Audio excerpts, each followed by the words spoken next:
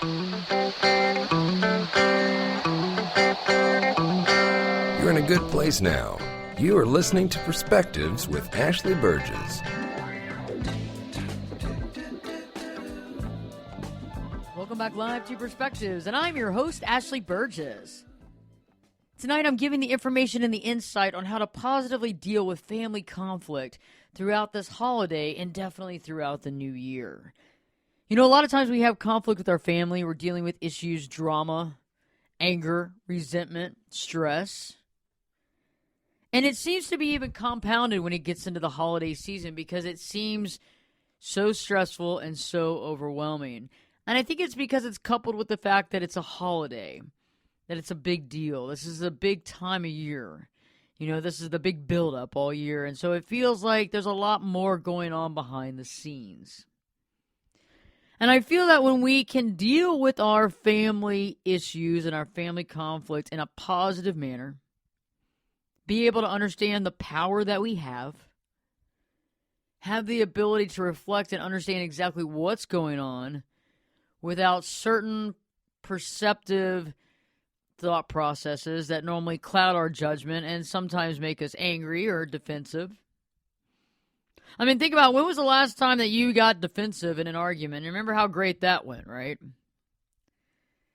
You're like, oh, great, I did not win that argument. I got nowhere near it. And on top of that, everybody was yelling at me about how I was so defensive, right? I know, that's what I'm talking about. It's like, you're damned if you do, damned if you don't. And you know what? I don't want you to be in that situation. I don't want you to feel that way. But better yet, I don't want you to be backed into that corner this holiday season or any season or month after. It's your time to shine. It's your time to jump up to the plate, and it's your time to positively deal once and for all with these family conflicts that bombard our holiday season every year and go throughout the year causing us pain and suffering. Life is too short. You know, like you see that magnet. I had a magnet one time. A friend of this guy was dating my mom, okay? And you know, I don't know about y'all, but anybody out there where, you know, your parents got divorced and then your parents started dating, and my mom was dating this one guy, and you know how it is, just dating this one guy and everything's great. He was a little younger, I think. At least he acted younger. And I remember he got her a magnet that said, "Life is too short to drink cheap wine." And you know what? Life is too short to deal with family conflicts day in and day out. Life is way too short for that. It's too short. It's too precious. But you know, a lot of us find ourselves in the muck and yuck of it when it comes to holiday issues with our family. It's like they took a record and they just kept repeating those first 8 seconds over and over and over again, where it's like, you know, it's you get that little couple of beats of rhythm, the same words, and it's like the same arguments. It's like we've got to end the broken record, and tonight's the night to start doing that. Last night I did a show on dealing with family conflicts, and I talked about how you can create memories instead of misery, and about getting together with the relatives the holiday season, and how it's supposed to be a cheerful occasion filled with love and laughter. But oftentimes we find these annual reunions stressful. You know, you have the personality clashes, you have the conflicts that seem to surface every year. And you have those relatives who are simply annoying and can certainly put a damper on your and everybody else's festivities. And instead of preparing for battle this season, I ask you to put the sword down, to put the proverbial thoughtful, mind sword down, and look at this holiday season as an option to actually enjoy yourself. I know, it sounds crazy, but you can do it. And even though the last few years could have been insane and painful, and for some of you doubly painful, it's time to let that go and to move on. And last night I gave you several tips on how to do that, but tonight I'm giving you tips that I didn't talk about last night. new ones, new and improved tips that will actually take what we talked about last night and push it over the edge and concreting it in to work for you all year long.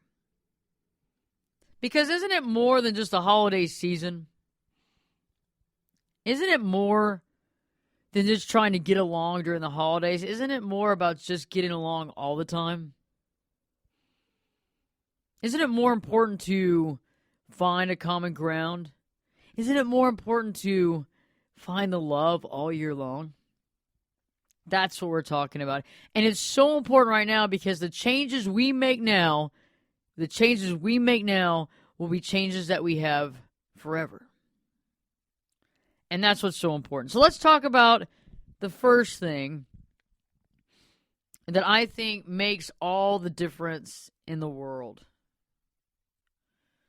The first tip tonight that makes all the difference in the world, and it's something that I have used and continue to use in my life. I remind myself of it on a daily basis when I need to. Not so much daily anymore. It's kind of it's already kind of in my brain. It's part of my noodle, you know. And I figured this out years ago because I realized that there's a lot of titles we have floating around. CEO, friend, best friend, grandmother, parent, mother, father, brother, sister, stepfather, stepmother. We have all these titles floating around in life. You know what I'm saying? Think about it. How many people do you have in your life that have a title? Okay, I have several. So I ask you tonight to begin to rid yourself of titles and rid yourself of resentment. What I mean by that is when we rid ourselves of the titles that we've given others, when we look and realize that we have given titles to people and that when we do give titles to people, depending on the title, we tend to put people on a pedestal. Based on that title, depends on how high and tall and palatial the pedestal is. And for some of those with certain titles, they can never do no wrong. If they do wrong, then there's something really wrong in the universe. And all hell is about to proverbially break loose. And we are all going to die. And you know what I'm talking about because there's certain titles in your life, and I know that the titles that were most important to me as a kid was mom and dad.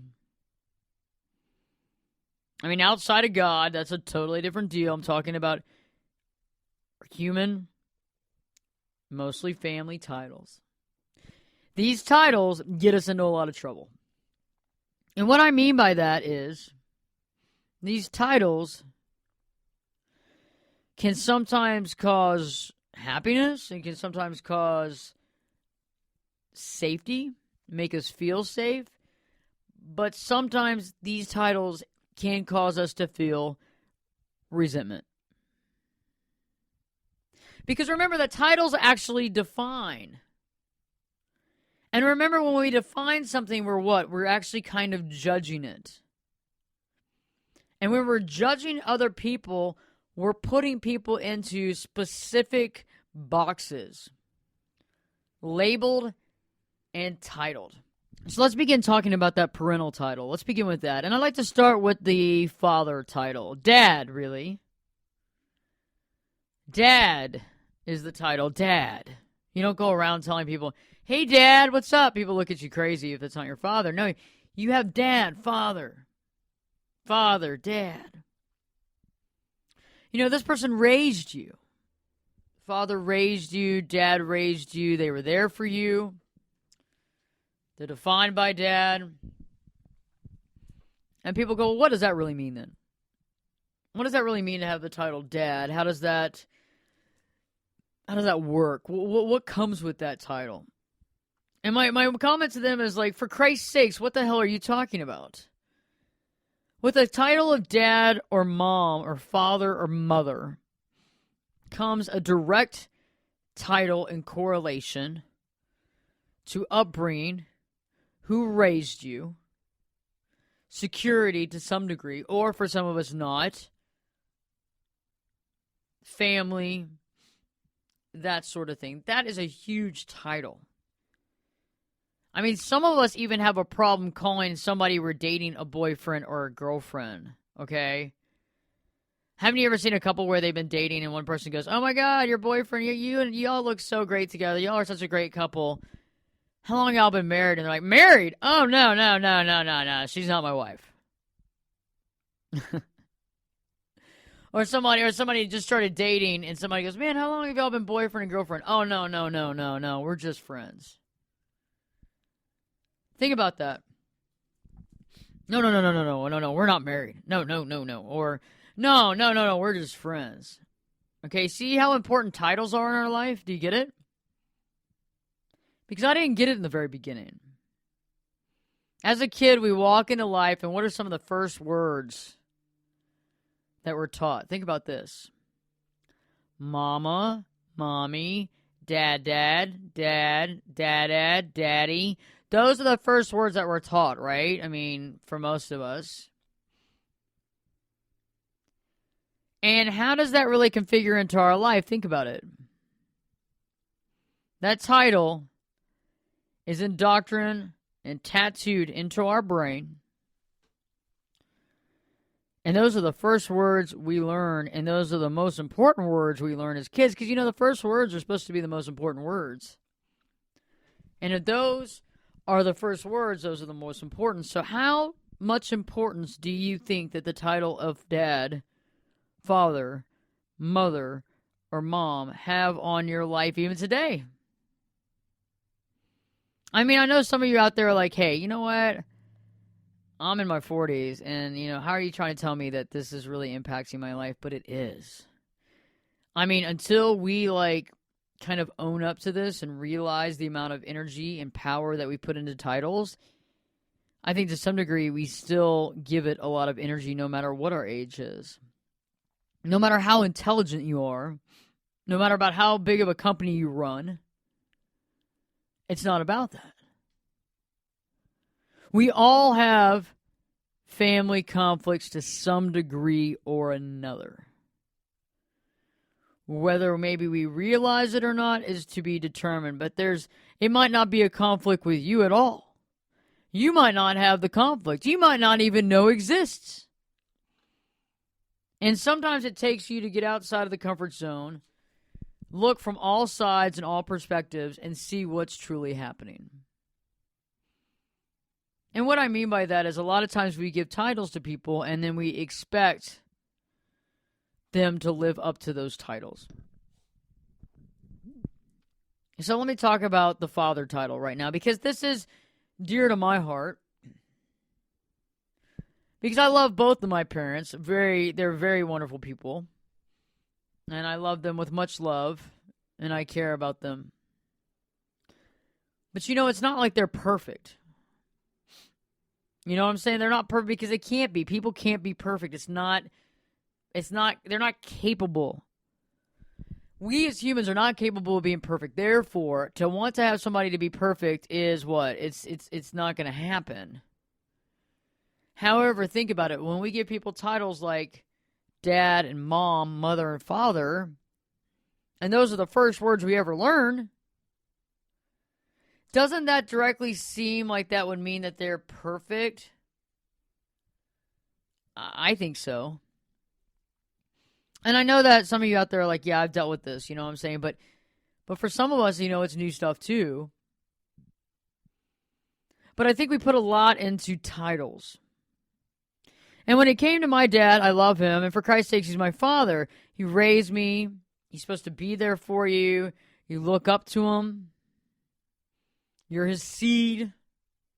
And so being that it means so much, I have a lot of clients that come into my office that were abandoned by either their mother or their father.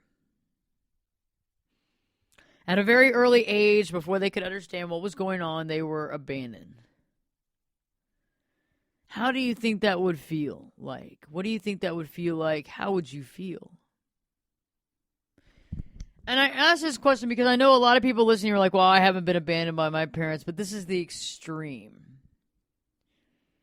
Because I like to paint pictures certain times to explain what the extreme can be, and then back away from the extreme and drop it down to the issue at hand. So, how would you feel if somebody abandoned you that had a title of a parent, a guardian? That's extreme because you know what? We've titled them already as a guardian, someone that guards us, someone that takes care of us, someone that's there for us, someone that helps us. And when that person goes against that, what happens? We lose faith. We get scared. We feel lesser than. We feel out of control. There's a lot of things that happen then. So let's drop this issue down a little bit and talk about the issue over this holiday season. Some people weren't abandoned by their family, but instead, there's been arguments that have been there for a long, long time.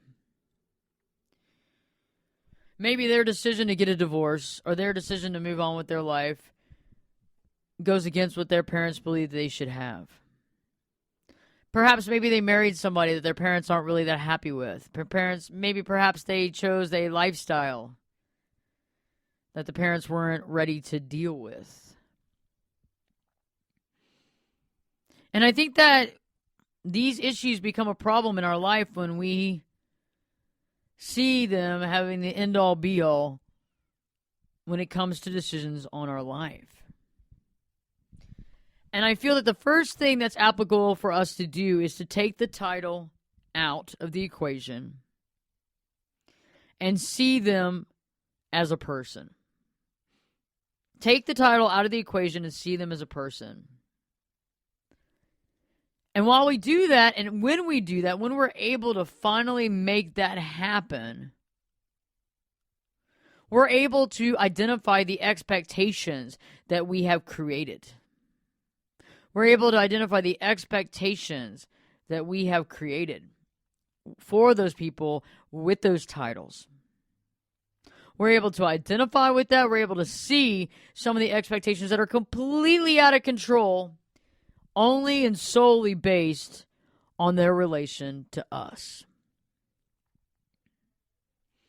The second thing is when we take the title out, we're able to address the situation in a normal, rational way.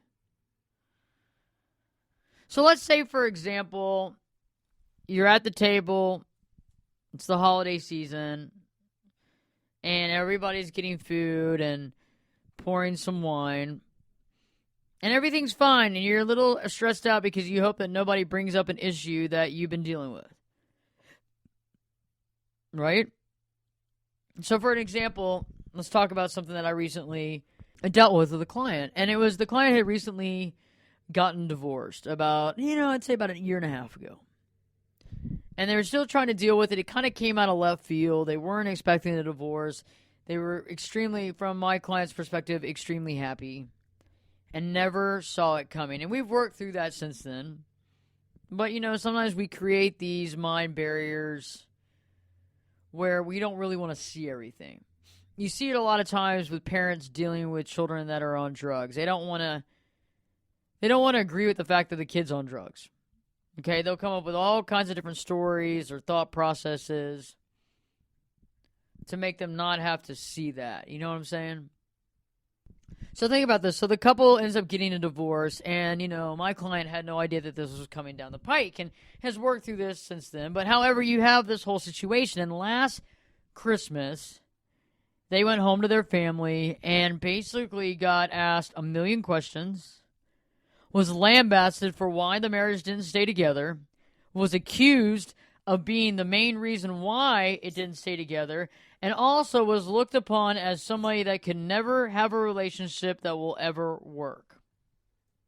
There were a couple comments made by family members to the effect of, well, that was your chance of happiness, or I don't know if any other woman's going to find you, well, attractive, or I don't know, do you think you'll meet someone else? I mean, come on. I mean, that's painful for me to even say out loud, much less to listen to by your own family. Who does that, for God's sakes, right? And so recently we've been working on how to deal with this situation come here right now. Because for the most part, he's been avoiding his family most of the year. With having a large job, a big job, and lots to do, he hasn't really necessarily wanted to deal with it. And so now at this point in time, he has to deal with it come the next couple of days. And as we talked about it, I said, what's the biggest deal? What's the biggest problem with discussing the divorce? And he said, besides the fact that I just don't want to discuss it, he goes, I think a lot of it is that I feel that I'm being judged.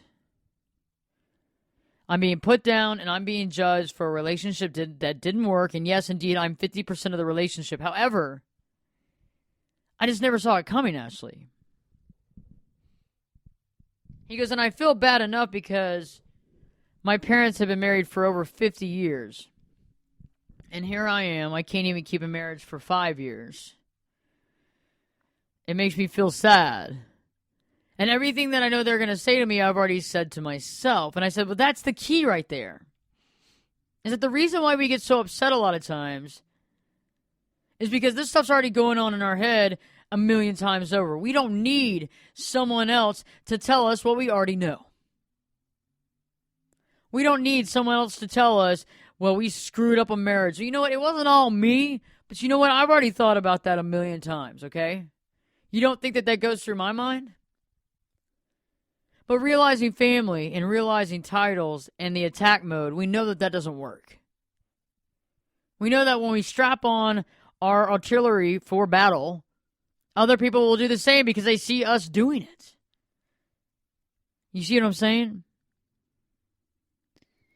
And because they see us doing it, they're going to bring all the stuff that they have, all their comments, all their puns, lock, stock, and barrel with them to defeat. And I think that sometimes, too, though, based on our inclination on titling people, we have a tendency of reading more into the comment than is actually needed.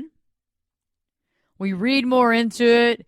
We take it more literally. We get very upset and angry, and we get hostile. I can't believe my dad just said that. I can't believe my mom just said that. And I'm going to give you some tips here in just a few minutes of how to deal with that, of how to overcome that thought process, about how to move past that. But right now, let's talk about this. Let's talk about how when someone says something to us that we feel is derogatory, especially somebody that has a big title in our life, how it makes us feel small. How it makes us feel small. It makes us feel so small that it's almost like we revert back to a childlike kind of state of mind. And not like in a good, spiritual, ooh, I love the trees way. Oh, I love the birds, and let me touch the plants. No, kind of like in that fetal position of, oh, don't hurt me, please don't hurt me. Oh, my God, don't hurt me, please, God, don't hurt me, don't, please, God, don't hurt me. That way. And it's like we're getting beaten the crap out of by our own family members, right? Because they have that title, remember? That title? And I always think it's interesting when we get back to that fetal position, when we feel so small and we feel scared because of that title. And I've had that happen before. And let me give you an example of mine because, I use client examples here and there, and I have to be very anonymous about this because, you have to be. Because I respect my clients, and I respect their issues, and I respect them. But when it comes to me, I can tell you exactly about my life. It was last year. It was in November, and my father and I had talked on the phone several different times. And every time I asked him, I said, hey, let me know about your Christmas plans. He doesn't live in town. He lives out of state. And let me know if you're planning on coming in or not. Let me know if you're planning on coming in or not. Okay? And so when you think about it, it was just about purely planning for the holiday season. It wasn't really anything more or less. And in December, we talked on the phone a couple more times. And at the time, I was on the board of a theater center. And so I was going to get a bunch of extra tickets for A Christmas Story, so that the whole family, everybody could go. And there's several people that'd be going. And so I waited, though, because I didn't really know what to do. But then I never heard back from him. So I went on and bought all the tickets I could. And it was 2 days before. No, I'm sorry. It was the day before Christmas Eve. And I get a text from him because I had texted him and said something about Christmas. And I get a text from him and he literally says, we won't be there. We've made other plans. We've made other plans? I mean, that sounds crazy. You're my father, my dad, and you text me. You don't call me. You text me last minute and not say, hey, I'm sorry, we're not going to make it this year. We love you, but it's just not going to happen. And you know what? We'll be there in spirit, and let's get together at the beginning of the new year. No. It wasn't that at all. It was literally a text message that said, we've made other plans. And I don't know about you, but the last time I heard something like that, it was coming out of the mouth of somebody that I don't speak to anymore. And it's interesting how titles, okay, first off, if this had just been somebody that I knew, and I don't think a friend would even do that either. A friend that's been coming to your Christmas celebration for the last 4 years is just going to, the day before Christmas Eve say that, they've made other plans. Not what plans they've made. Not, hey, thank you so much. Not, hey, I love you, I'm going to miss you. No, we're not going to be there.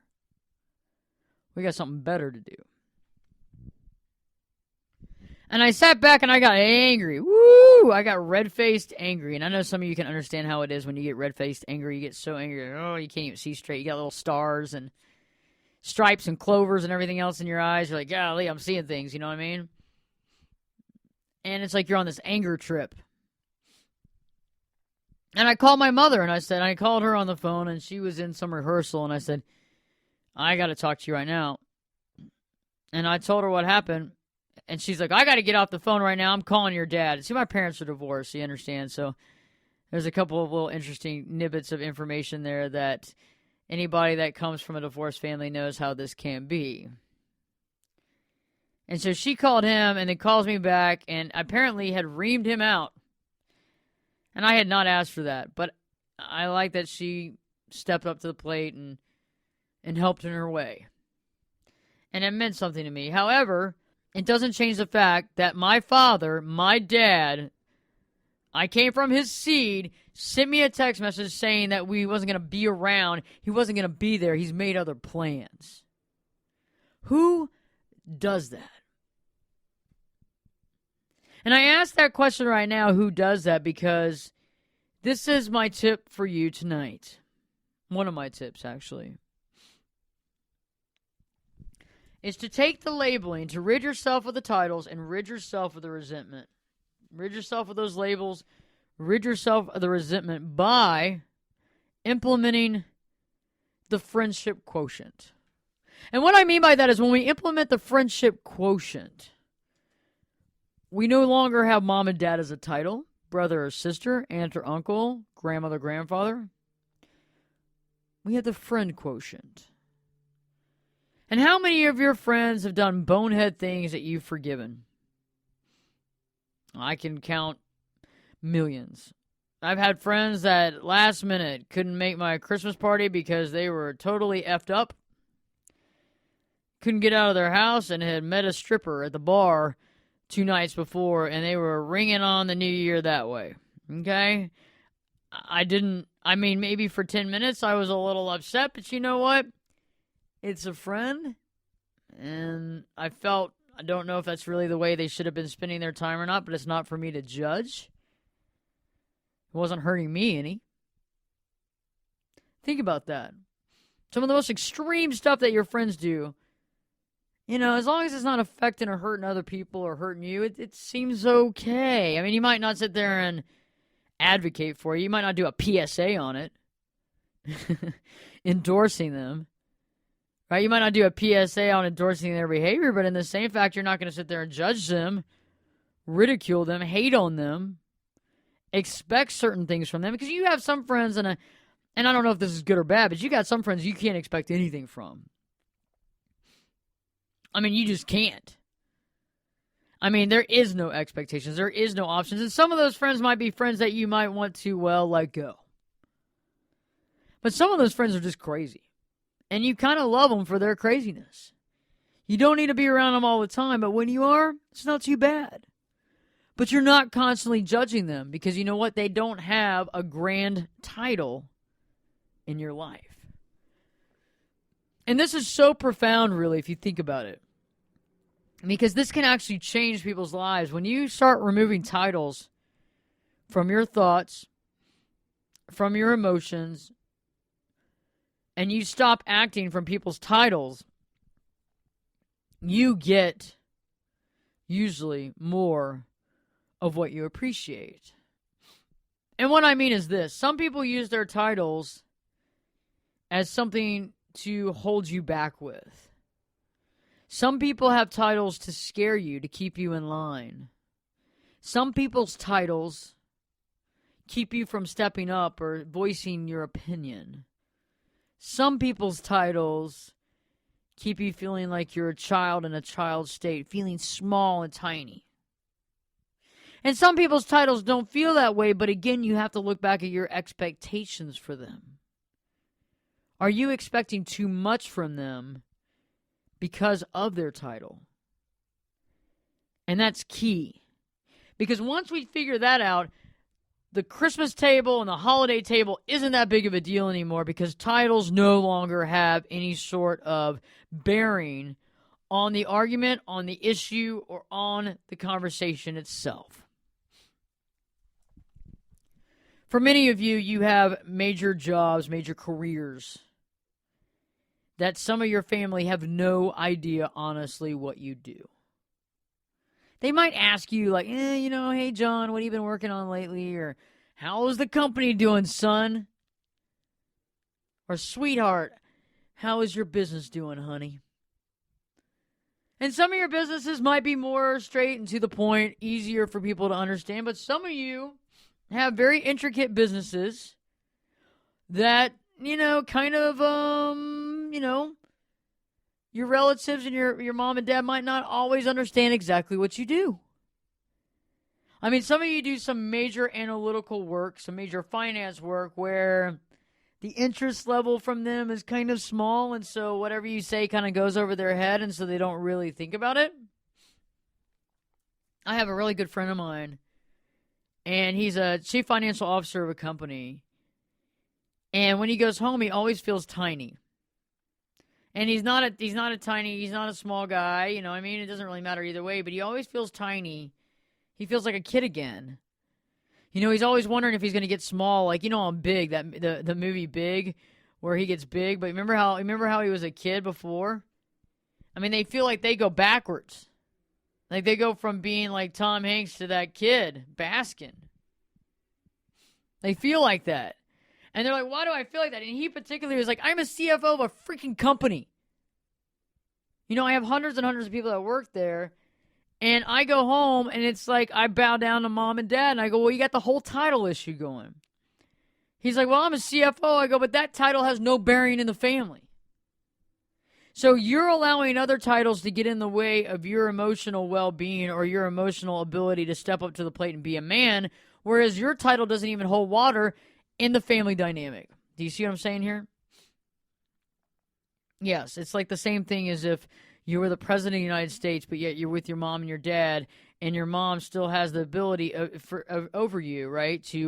I don't know if y'all have ever had that before, where your mom like takes water out of a glass and like smudges it on your face to get a smudge off, or it like licks her finger and like rubs off some dirt off you. It's like, dude, you just used your spit on my face. Like, I don't want this at all. But you're like, it's mom, right? But nobody's over there looking at you like you're the president of the United States because that doesn't fit. So why should all the other titles fit? And I'm not saying that you should stop calling them mom or dad or knowing that they are your mom and dad, but we have to stop using that as a crutch to not be yourself, and we have to stop using those titles as a way of being more agitated when somebody doesn't live up to your expectations or does something stupid or childish or dumb or mean or rude. Because you know what? As you think about it, titles, especially if it's a mom or dad title, mom or dad aren't supposed to do anything wrong. They walk on water. So if you catch mom and dad not walking on water one day as a kid, that's going to be a problem. When you grow up and you have an argument or an issue with them, you feel weird about stepping up and commenting and saying how you feel because of the title. When the title gets in the way of you being authentic and honest and soulful, that's a problem. It's the same thing in big corporations when you are working for the CFO and the CFO has a really bonehead idea. And instead of speaking up and saying, you know what, I think it's an awful idea, or saying, hey, I think there's some better ideas and let's explore those ideas. Instead of that, you kiss ass because it's the CEO. Because you don't want to lose a job. That's the CEO. That's the time when the title gets in the way. Now, whether or not you would have lost your job for being honest, well, I hope you're not in an organization like that. But I'll tell you one thing. When you start making decisions and you start speaking out based on something that's not authentic, that's a problem because you can't live up to that for your whole life. You can't. And it's a really amazing, freeing feeling when you can be yourself around your family. And I feel that a lot of the arguments we have during the holiday season and throughout the year is based on us not feeling like we are respected or us not being able to be ourselves and directly getting angry and upset by not being able to be ourselves and taking that out on our family. And not to say that they're innocent. I'm not saying that everybody else is innocent and you're guilty. I'm just saying that it can magnify the feelings that we already harbor. Especially when we have expectations on them that they should and they can't do any wrong and they should never do any wrong because they're perfect because they are X, Y, Z. And so let's start talking about the holidays right now because I think this is directly correlating with what I'm talking about. And pardon my nasally sound tonight. I think I'm getting a little holiday cold here. So I apologize for that. Maybe I sound like Phoebe from Friends, but I don't know. We'll find out. Maybe I'll sing a Smelly Cat here in a little while, and we'll decide if that is a possibility or not. I feel more like Darth Vader or something, like breathing heavy and all this stuff. You know what I mean? It's just like, come on. Give me a break. But no, but seriously. Let's go into the holiday season. Let's think about it. Let's all be at the dinner table right now. All of us are at our dinner table. Family's there. Maybe you got a brother. Maybe you got a sister. Mom, dad, maybe one parent. Maybe one's passed. Maybe one's there. Maybe you have both parents. And there'll be conversation. And some of the conversation you might not be totally thrilled on. But I figured out in life that it's interesting that we can drive the conversation if we want to. If we're willing to take the driver's seat, we can drive the car, right? Now, not all the time. Sometimes you might have somebody like me that always likes to drive, right? And I might give you a hard time unless you're driving your car or possibly a rental car, then I won't push it. However, for the most part, people are looking for a leader. And if you're not leading, you're following, right? And so in the beginning of the conversation, you can steer this holiday conversation the direction you want it to go. And I'll give you a few tips on that conversation. One, people like to talk about themselves. I'm just going to put it out there. I don't care how old they are. I don't care how old the stories are. I don't care if you heard them before or not. And some of you might have heard them a whole hell of a lot of times. But people like to talk about themselves. And so remember, anytime that you want to get out of a conversation that you are not feeling comfortable about, turn it on somebody else and be positive and talk about their life. Jimmy, yeah, hey, man, I've heard about so many good things you got going on this year. Tell me more about your company. How's that going? Janet, oh, man, the pictures of your kids are just, they're just flawless. How old is little Johnny? 3.5 months. Wow, we'll have to play after this. I'd love to hold little Johnny, and that's just awesome. Maybe we get some pictures together. Tell me more. How was the pregnancy? And it doesn't have to be exactly this topic, but what I'm saying is that people like to talk about themselves. And the cool thing is that usually when we get rid of the labels in our family and we allow people to talk amongst themselves and openly and honest, guess what happens? We find out something about them that we actually adore. We find out something about them that we can relate to. And I know some of you out there go, man, honestly, me and my sister, me and my brother, me and mom, we haven't had anything to really talk about in years. Well, you know what? I ask you to do this. Try it out. When we talk about subject matters like we do with our friends, we learn a lot because we're not putting a lot of judgment calls out there, right? And with our friends, when we ask them about artists or artwork, or we ask them about their opinion on something, do you take it personally? No.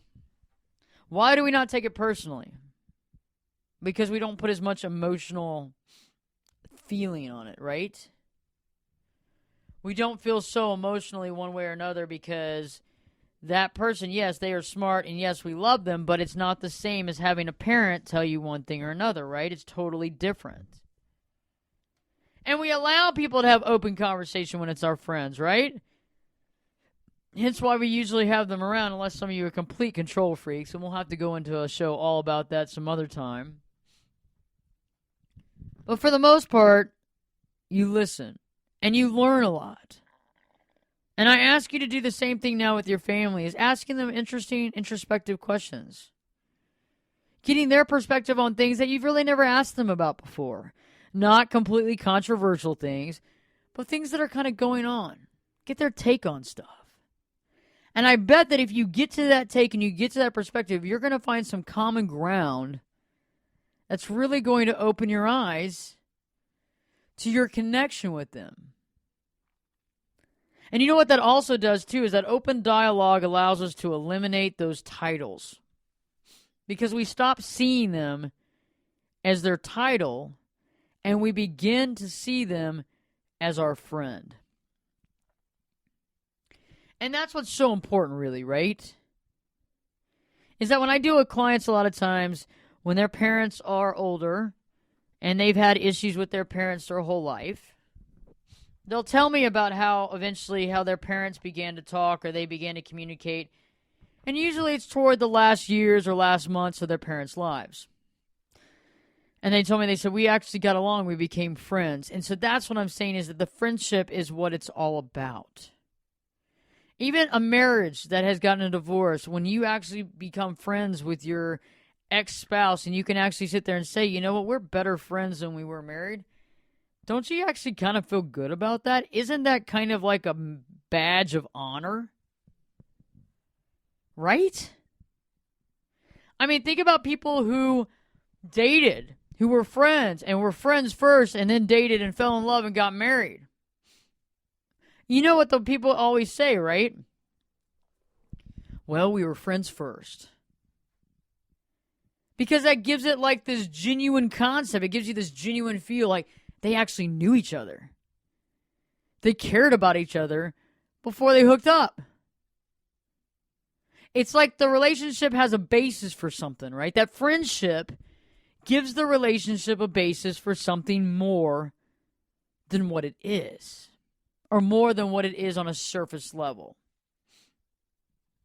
And so, like when I think about my family and I think about my mom and dad, I'm the only child, so I don't have brothers and sisters. I mean, I have some adopted brothers and sisters that I personally adopted myself. But no, I'm talking about like family, mom and dad. The first and foremost, my mom and dad are friends. And there are certain things that some of them have done that I don't really like, or certain things that I've done that I don't sit there and go, oh, great, I'm going to write a PSA on that and go all over the world telling people how to do that. But no, because they're friends, I can accept some of the things that they do that I might not normally accept because of their title. I also don't take arguments and issues that seriously. Why? I mean, because when you think about it, when people don't have titles, you're not scared of them. When they're a friend and they're a true friend, one argument or 2 arguments or 10 arguments ain't going to get in the way of the friendship. You know what I'm saying? And when you start categorizing and seeing people outside of their title, but more of that you see them for what's inside their heart, even if they're a child, even if your dad is a grown child, okay, and he only thinks about himself sometimes, but occasionally you see these glimpses of a kid that just wants to be loved. That's the things that you hold on to. Those are the things, those are the feelings and the emotions that you connect when you go, that's what I'm looking at. That's what I'm looking for. That's what it is. I might not have it all the time. It definitely isn't 24/7. It might be 5 glimpses a year, but that's worth it to me. And the reason why it's worth it to me and the reason why it's not a big deal to me is because I don't define him as just my dad. I define him as a friend. A friend doesn't have to be on top of their game 24 hours a day, 7 days a week. Right? A friend can be down. A friend can do this. A friend can do bonehead things now and then. A friend can forget about you for a little while. And then a friend can be ADD and call you up a million times in one day. And if you don't answer, they'll freak out on your voicemail. A friend does that occasionally. And when you begin to realize that your family should be your friend first and your family second, that's when a lot of these arguments and a lot of the family conflict seem to wash away. It's like we put all the stock in the family conflict when in reality, what does that really mean? I mean, when it comes down to it, I just want to be honest, trusting with my family. I want them to trust me. And I want us to have really amazing memories and not misery. And so this year, I ask you to try out the Burgess way of the holiday season that should lead into the full year. Because I think that once you start doing this, or, just, you might already be doing this, but even implement it even more, you'll see it across a broad spectrum, and it's going to change your life forever. Begin to rid yourself of titles, which directly rids yourself of resentment. It's time to get rid of the titles and go into that season and get what you get and see the humor in things that would normally make you upset because you're looking at it through the eyes of this is my friend. And I know that my friend probably wouldn't hurt me on purpose. And I know that it might just be them thinking about themselves. But you know what? I forgive my friends for doing that. And I do have one caveat, though, however. There might be some of you out there who are on kind of teetering on the edge on the fence about what to do this year. Should you go to the family? Should you go to the family and spend time with them? Or should you stay home? Or should you take a trip? And I ask you to think about relationships. If you can get rid of the titles and see them as friends, is it worth spending time? Can you find some common ground? Is it worth it to you? And I always think it's interesting because a lot of people get stressed out about this time, but it's when you finally take those titles out that things seem to get a lot easier. When you take the titles away from people, it's like the same as taking their clothes away. It's like giving a speech to a huge group, and you've taken all their clothes away. So everybody, the 20,000 people you're speaking to are all booty butt naked. And I'll tell you one thing. If everybody's booty butt naked, and you're standing up there clothed on stage doing a speech, you could talk about anything. You would not be worried one bit. You would not worry about your speech. You would not worry about how they're taking it. You wouldn't worry about any of that. Instead, you would know that you're happy you're there, and they're thankful that you're there. And that's the way we look at this whole holiday season and into the next year, is that when we take away titles, there is no more fear. There is no more stress. And better yet, we're able to tackle issues from a specific point of view of friendship. Like I tell a lot of single or post-divorce clients, when you start dating again, and somebody, especially for women, you start dating again, and the guy texts you, and you start analyzing how you're going to respond, that's where you make the wrong move. When you start analyzing how you're going to respond, that's when you make the wrong move. And why is that? Because you've taken them out of a friendship position and you put them in this, I don't know, this weird state of mind, this weird state.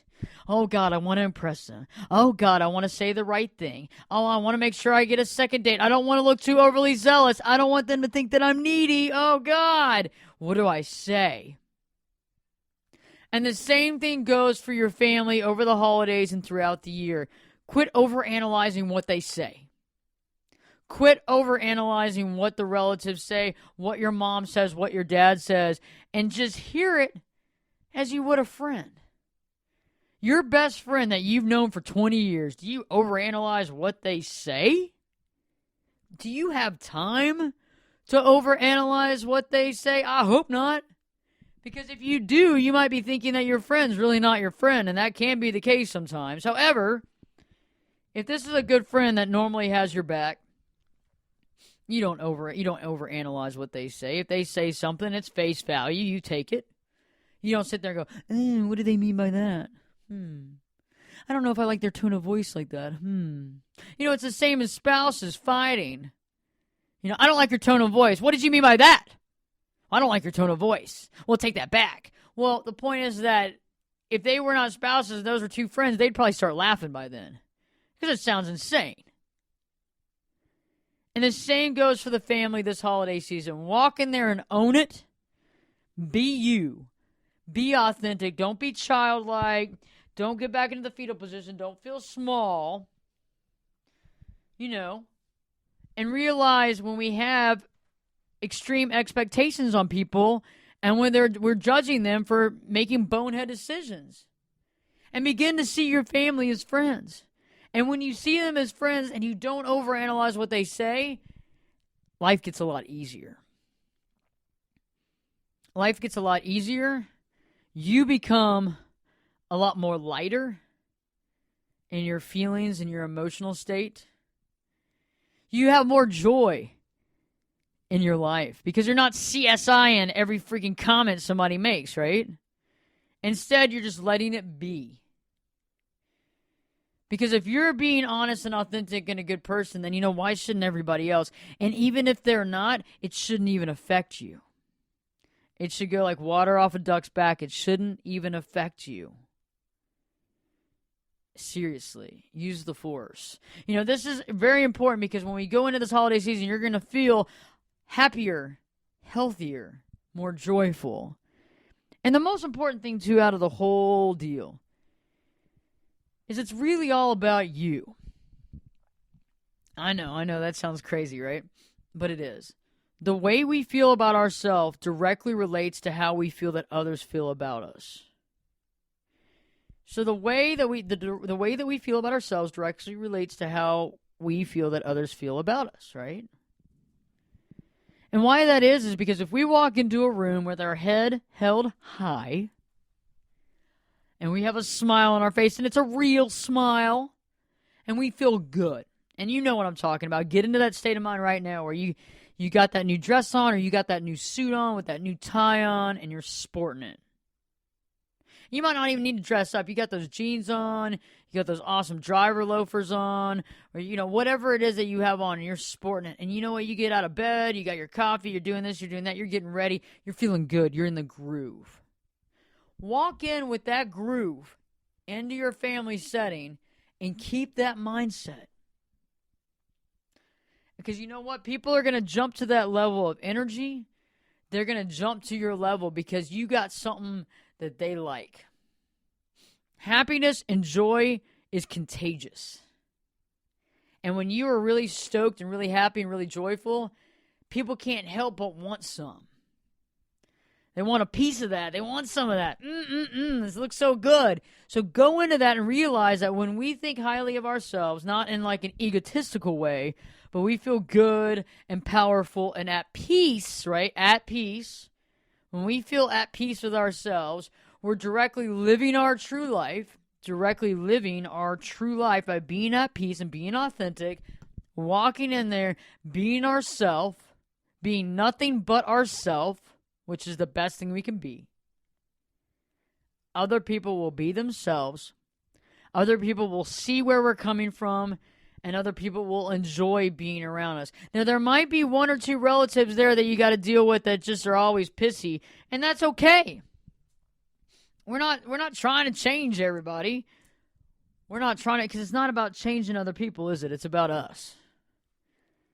And a good way to deal with that, if you're dealing with one relative that doesn't seem to understand you or understand your perspective, or is just intolerable and is not very tolerant of you or tolerant of other people or very judgmental or argumentative, you don't have to spend time with everybody. If you have a person like that in your family, you don't have to spend time with everybody. You don't have to hang out with them. You don't have to spend time with them. You can say hi. You can give them a hug. Because I think it's nice to acknowledge people.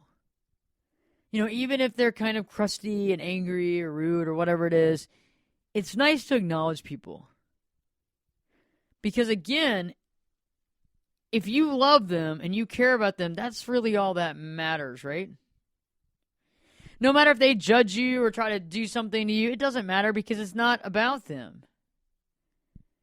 The most important and the most amazing life that we can live by living our true life is by being honest and open and loving with ourselves, and that directly correlates to being loving and wonderful with other people. Because until we honestly love ourselves, we can't love anybody else. And so this year, even if there's somebody that's a little difficult, acknowledge them, give them a hug, give them a kiss, spend a couple of minutes with them, and move on throughout the room. You don't have to sit next to them. You don't have to be the caretaker. It's your life. You got one Christmas this year. You got one New Year's this year. You get one of each day. You get one of each second. You got one of this present moment right now, and it's time to use the most of it and get the most of the moment that you have. Because, again, it's all about you, and the most amazing part of it is all about you. And the more authentic and the more relevant and the more amazing and truthful you are, the more you get out of life, and it directly relates to your joy, which directly relates to your happiness, because it's all about joy, right? It's about having joy in what you do, finding the joy in everyday life, and embracing who you are, and looking in that mirror every day and smiling, because you know what? You might not have all the money. You might not have all the jewels. You might not have this. You might have that. You might have a lot of stuff, but you know what? It's all about what's in your heart. That's what matters and how you go by showing it. Stay tuned. I got a great show for you next. And if you want to check out any other shows or any past blogs, go to ashleyburgess.com. ashleyburgess.com. You can check me out at ashleyburgess on Twitter. I'm also on Instagram at ashleyburgess. On Facebook, I have several pages, and I also have Perspectives with Ashley Burgess, which is a community page on Facebook that I like to hear what you have to say. Stay tuned, because Perspectives with your host, me, Ashley Burgess, will be back in, yeah, okay, we'll be back in 3 shakes.